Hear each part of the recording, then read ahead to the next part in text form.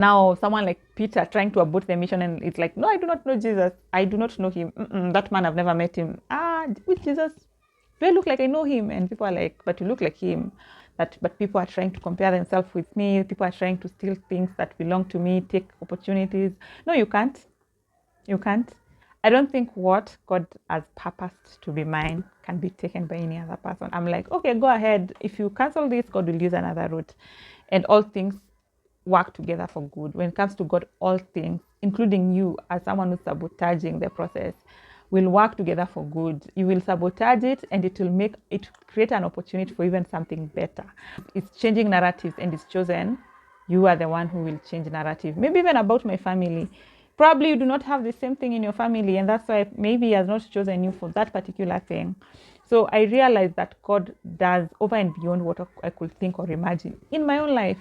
And I choose not to take so much credit when things happen in my life, because then, hi there, welcome back to my channel. If you're new here, karibu sana. This is a channel where we talk about everything positivity, do everything creativity as we exalt Christ. First, before I go on, I want to just thank everyone who's been watching. Funny enough, I've not been advertising my videos for quite a while. I'm no longer on social media for the last, I think now 3 months. I've not been on social media.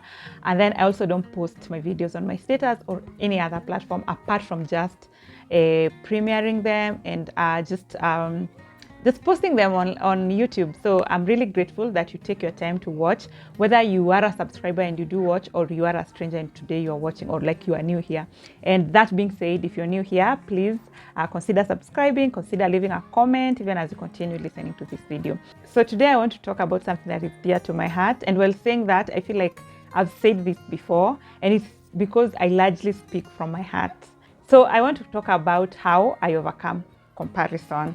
We've most likely heard that comparison is a thief of joy, but I dare say that comparison is the murderer of contentment. I do not think if you're busy comparing yourself with other people, you can ever be contented with what you have. Personally, I've never been those people who overly compare themselves with others, and it's not because my life has been perfect. Actually, far from it. I have lived in contexts that would have made me compare myself, and I feel like it's those contexts that I've found myself in that have pushed me to get contented and to realize my place and my worth and what my purpose is. So from a very young age, I think also based on the mentorship that we got from our mom, I got a lot of affirmation from both my parents.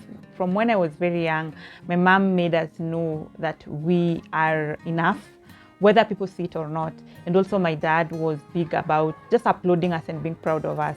Probably based on that, among other things, I grew up knowing and figuring out how to be content, even when I might not be, quote unquote, seemingly the best person, the most popular person, the smartest person, the wealthiest person, the most beautiful person in a room. Apart from my childhood experiences, also becoming a believer contributed quite a lot to how I view myself.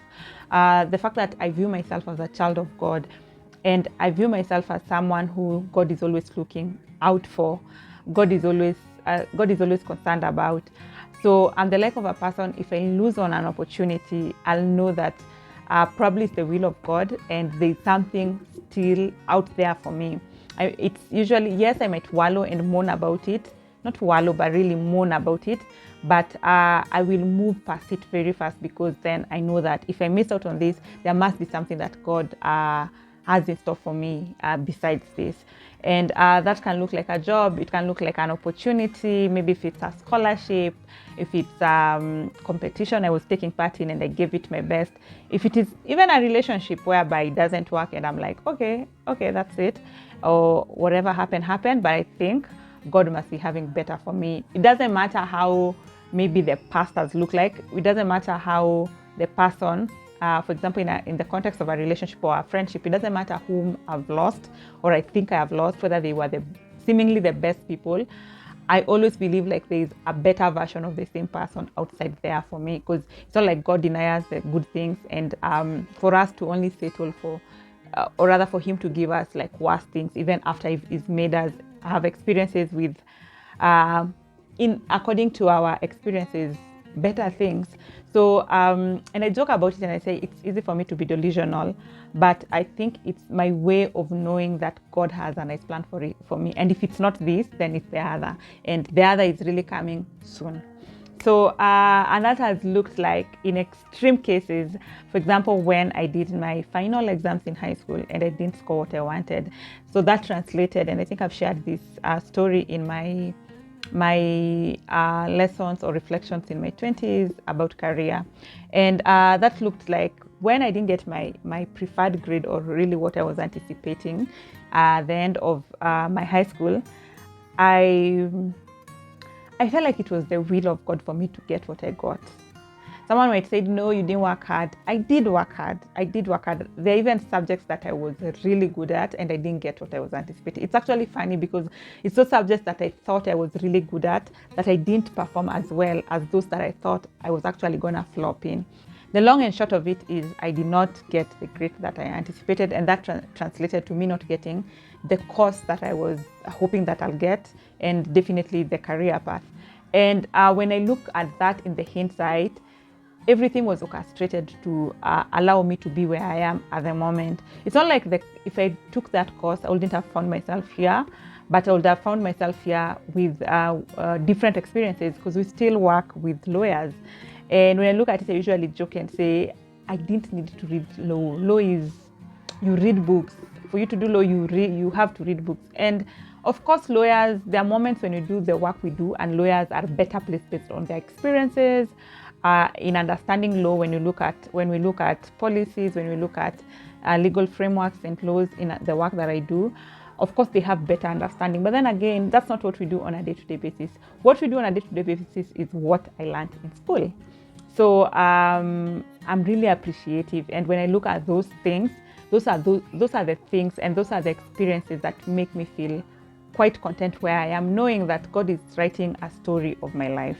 And I am not supposed to think that certain parts that do not look like good endings are actually an ending. I should just take them as part of the journey or part of the story, and the end of it will be beautiful. Or if it's like a portrait is drawing out of me, it's those rough, unfinished parts, and sometimes they look ugly, but at the end of it, the final product is always beautiful. That is how I view life, and that is what actually helped me not to compare myself with others. Someone could be a final portrait. Of course, no one is ever a final portrait, because I think as long as we are living, God is still writing our story. God is still on a journey with us. So I don't think there are finished products on earth at all.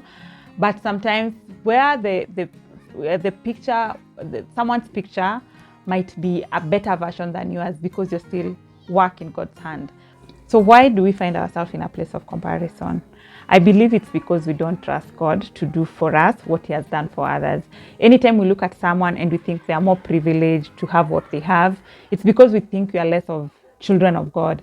And I'm saying this assuming that even the person you're comparing yourself is a believer, because when it comes to an unbeliever, then it's a whole different case. There's a lot of things to unpack there. But when it comes to fellow believers, when you look at someone's answered prayer, or when you look at someone's situation or someone gifting, it could be even like talents that people have or gifts people have, like someone can sing better than you. It's because you don't trust God to do to you what God has done to them. Not in the exact way, but when it comes to what you're trusting God for in your own life. So that's one thing. The second thing, I think it's because we do not appreciate what God has already done for us. I feel like, and this is what I do most of the time when I feel like comparison is kicking in. I feel like if you start counting your blessing, you'll be like, God, even if you don't give me anything, I am fine. I'm just fine the way I am, because God is so gracious. God is so loving. He's given us things we didn't deserve. He's given us, and not given us things we deserve, like death, by giving His only begotten Son to die for us.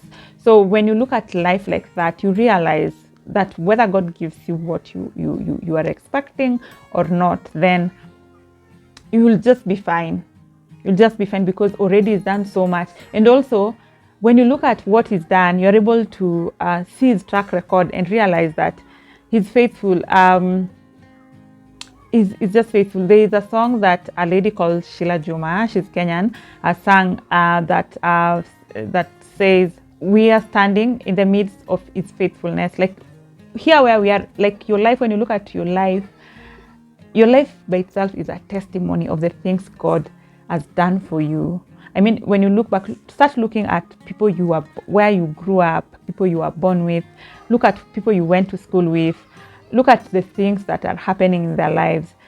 And I don't think you are the person with the worst occurrences in your life. I don't think you are the person who's doomed. And sometimes, let me just tell you, last December, like I listened to people's stories, certain people's stories, and I was like, thank you, God for my life. Sometimes what you think is rosy, it's actually not rosy inside. And sometimes even the people who have this kind of life, they want to prove to us that everything is working out, but it isn't. Like you might see someone with a really good job, and my example, whatever I learned from, is not in a job context, but I just want to give this example without really going into details of people's personal lives. You might see someone with a good job and think, wow, what a job, what opportunities that job has. Wow, maybe it's a government job. They have pensions, they have maybe free vehicles and whatnot, and a good salary. But when they tell you the truth, if they were to be sincere, and they will tell you the truth of what they experience, maybe toxic bosses, maybe some of them have to compromise their dignity just to maintain those positions. You wouldn't want it, to be sincere. December, when I had those conversations with those people, I was like, wow, I think I'm doing way better. You'd have look at them and you'll be like, wow, you've achieved so much and you're still young. But then when you get to the deep of it, that is someone I know. But when you get to the root of it, you realize there's just a lot that you wouldn't want to be part of your life. So you realize you actually don't want what they have, yeah? But if you look at it from outside, you might think, oh my God, they're doing so well. I'd want to have what they have. And that's why God is not giving you what they have. God is like, I'll give you what is yours. No, you can't get that. And you're here busy saying, I wish I had what so-and-so has. I feel like this should be an awakening call. When you dig deeper, it's just that I can't go into context about what I learned. But yeah, just be content. The final thing that might lead to us having comparison is because we do not clearly know what purpose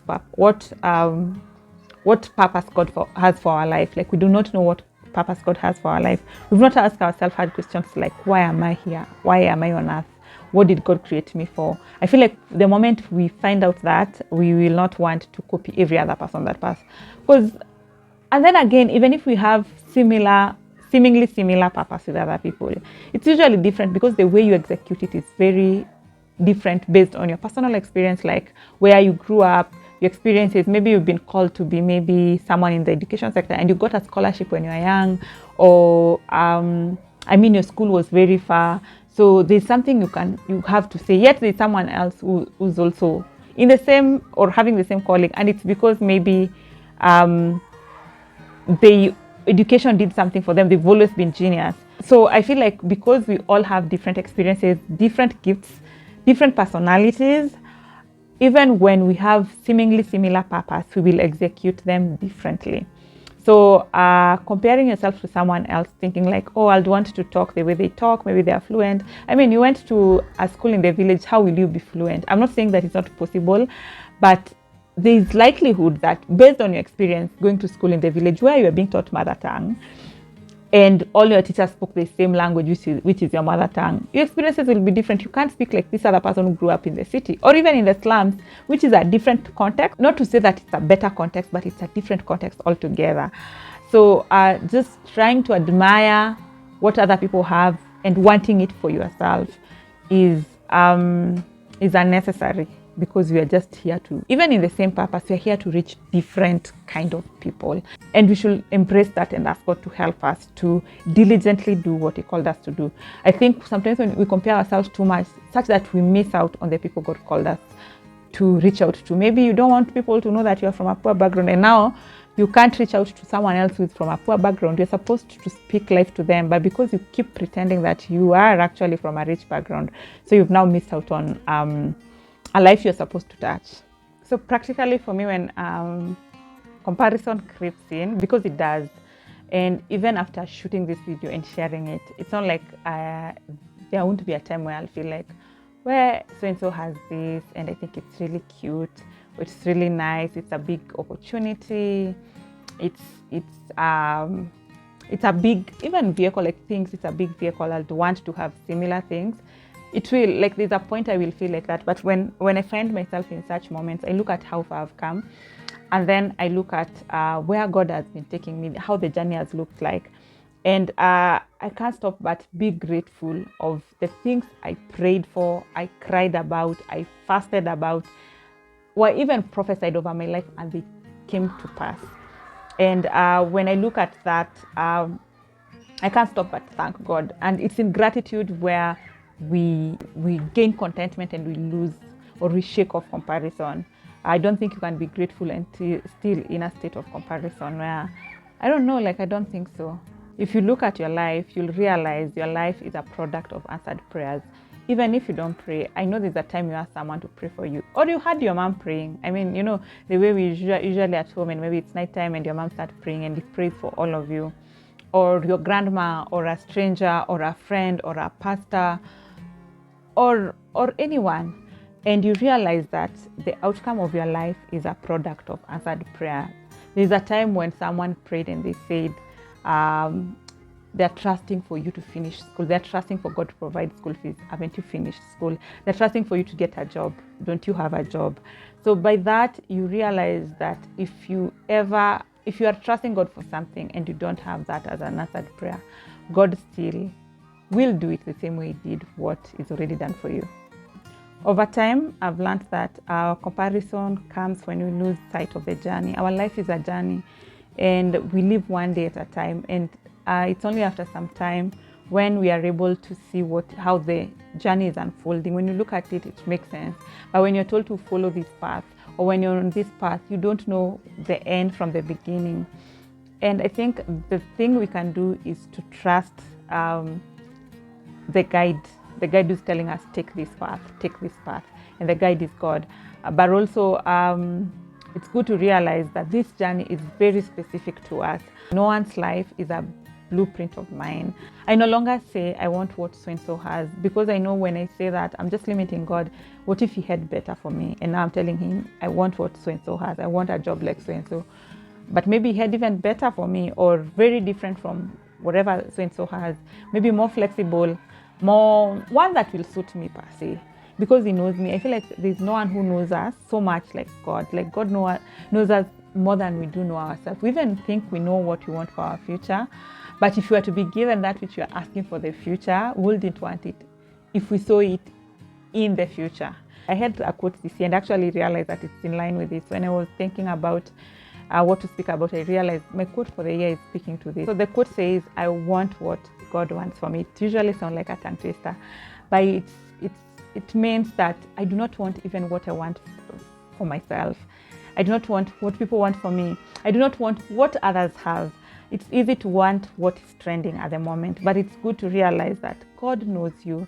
If you're to be given what you want, and see how the future looks like, you wouldn't want it. It's God who knows us, and He knows the end from the beginning. So He knows how you will, I don't want to say evolve, unless we take it literally, but how you will change as a person, and how your likes will change, how your taste will change, how you will have this kind of a family that whatever you had asked for will not work anymore, or will not be relevant anymore. So it's really good to let go and let God. What are those areas of comparison? I identified a few, but let me know of any other that you know of. What are those areas that you found yourself in a state of comparison?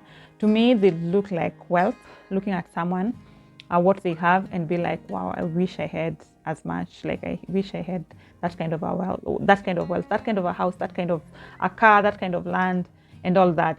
Yeah, it can look like that. And I mean, sometimes beyond saying that, we might find ourselves in the rat race of really seeking how to get what they have, instead of saying, God, I want I want mine. I want to have my own.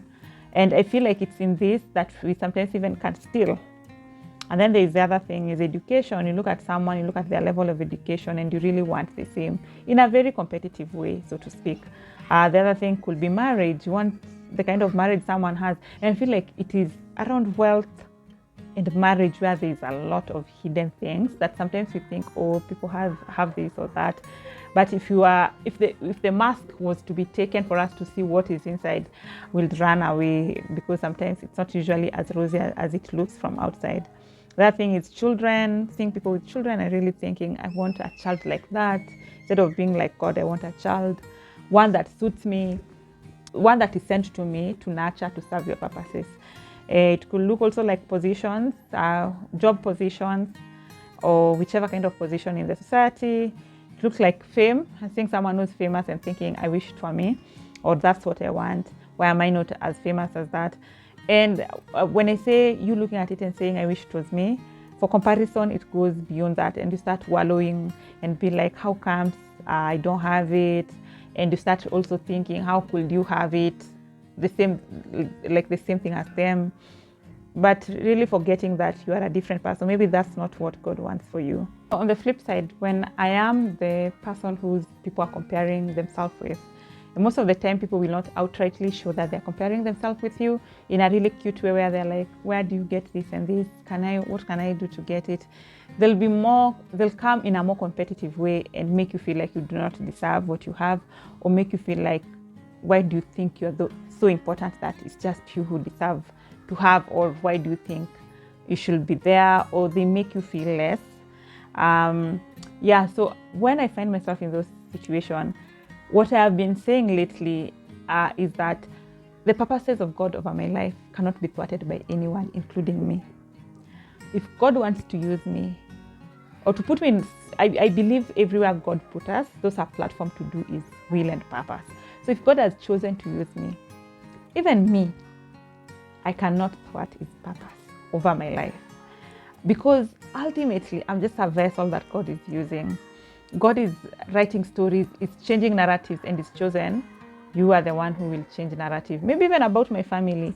Probably you do not have the same thing in your family, and that's why maybe He has not chosen you for that particular thing. So I realized that God does over and beyond what I could think or imagine in my own life. And I choose not to take so much credit when things happen in my life, because then I have learned that God's hand is in my life. And so that is the approach I take. I'm like, okay, go ahead. If you cancel this, God will use another route. And all things work together for good. When it comes to God, all things, including you as someone who's sabotaging the process, will work together for good. You will sabotage it, and it will create an opportunity for even something better. Or when I'm writing the story, at least the story will have villains, So that's the attitude I have generally when it comes to me thinking that, but people are trying to compare themselves with me. People are trying to steal things that belong to me, take opportunities. No, you can't. You can't. I don't think people can.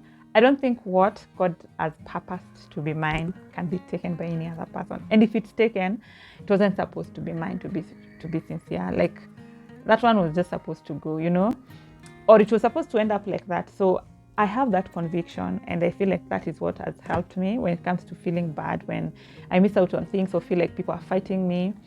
And it has been a journey. It hasn't been overnight. Initially I'd fight back. I'd feel like I need to fight. It's not like I don't fight. I still put my foot on the ground. But in terms of looking at it as the will of God, I'm like, yeah, you do you. I'll just give you feedback. I'll speak up and stand up for myself. But I know that there's nothing you can do to thwart the will and purpose of God. I just wanted to share a few practical tips on how to overcome a comparison. Not like and I'll say like Paul, I've not finished the race, but I continue to run this race. Yeah. Oh, Paul actually says I have finished the race. Yeah.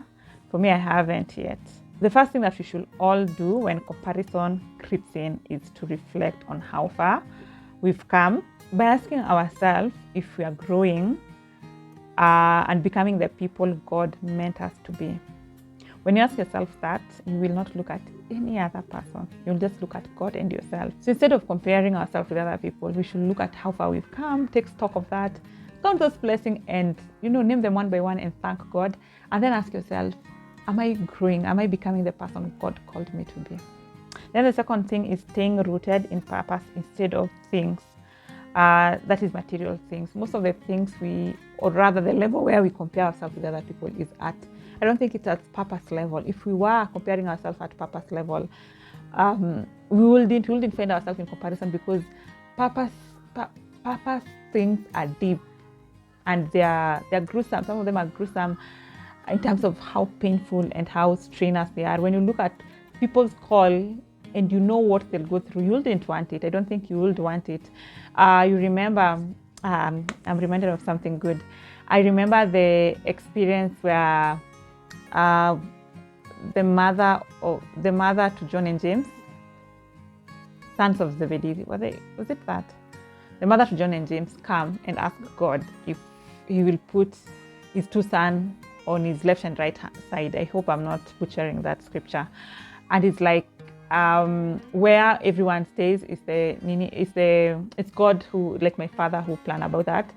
But the cup, that I will partake, they will also partake. And of course, they went through the pain, the persecution and everything. But again, I do not think it measure up to what Jesus went through. So, and I think the moment we had that, they were like, nope, we don't want. And we see not them, but now someone like Peter trying to abort the mission, and it's like, no, I do not know Jesus. I do not know him. That man, I've never met him. With Jesus, do I look like I know him? And people are like, but you look like him. And it's like, me?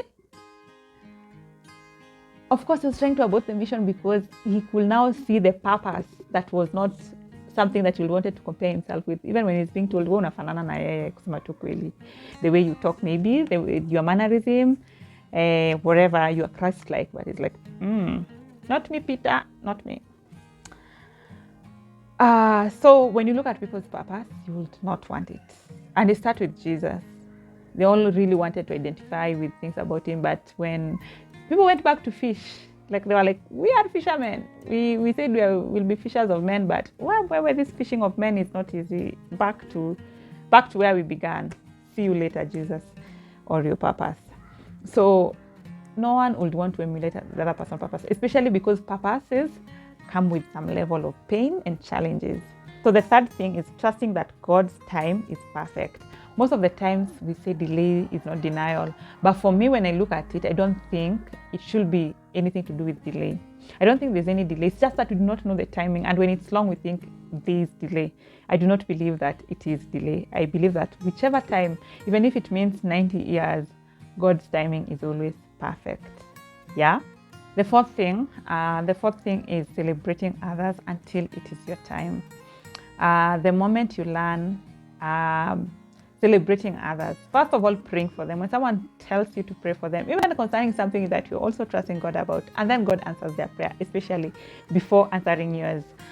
Celebrate them nonetheless. Show up for them. Thank God for them. And the thing I like about celebrating others before it's my time, it's because it's only people's testimonies show me that this same God is able to gives out these things. If you're trusting God for a car and a friend got it, it only shows that God actually gives people cars, that it's not bad to ask for cars. He will give people, if it's promotion, if it's a job, if it's a scholarship or school fees, it only shows that God actually provides. And I feel like it gives you a platform to stand on top on, especially when it comes to the devil, and tell him, actually, God does this. I now have audacity and courage to ask God for it with so much boldness. So celebrating others, instead of comparing and starting to say, oh, now they have, I don't. No, you stand on top of more like you stand on top of their blessing, and now you ask God officially for what you're trusting him for. Even if it's the same or different, like same in terms of you're also asking God for a car, or if it's different, like it's a totally different, maybe this person was asking God for a car, you're asking God for a child, or for you're trusting God for marriage. You only know that God actually answers prayer. It helps you know that God actually answers prayers. And now your voice is even louder.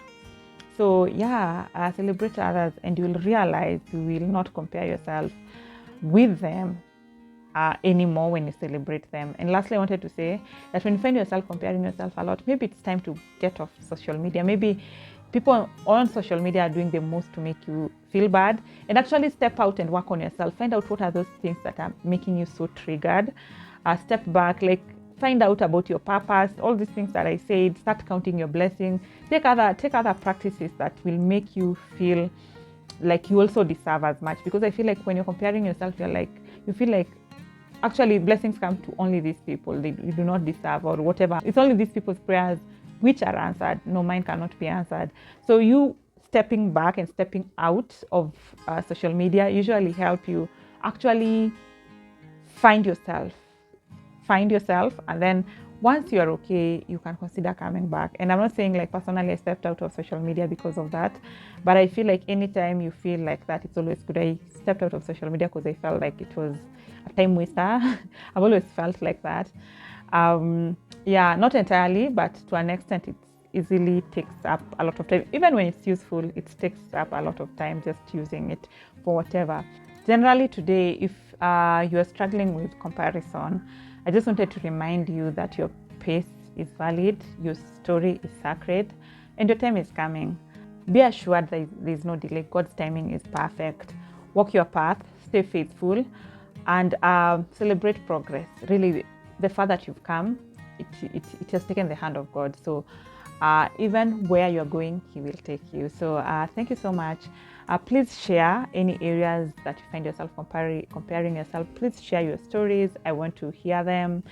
Tell me how you are overcoming. If you've figured out how to overcome, we can also use those lessons and those practices to equally reinforce our effort to overcome comparison, because we really want to serve the purposes of God in a very contented way. Thank you so much for watching. See you on the next one. Bye.